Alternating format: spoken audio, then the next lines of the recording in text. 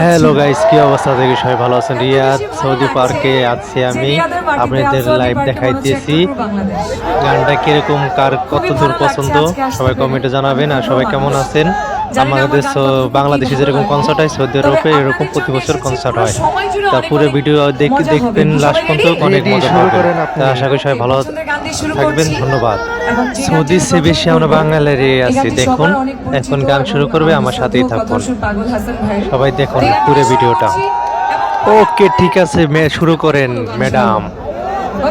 সবাই দেখার জন্য আগ্রহী, আমার সাথেই থাকুন। আরে ও বন্ধু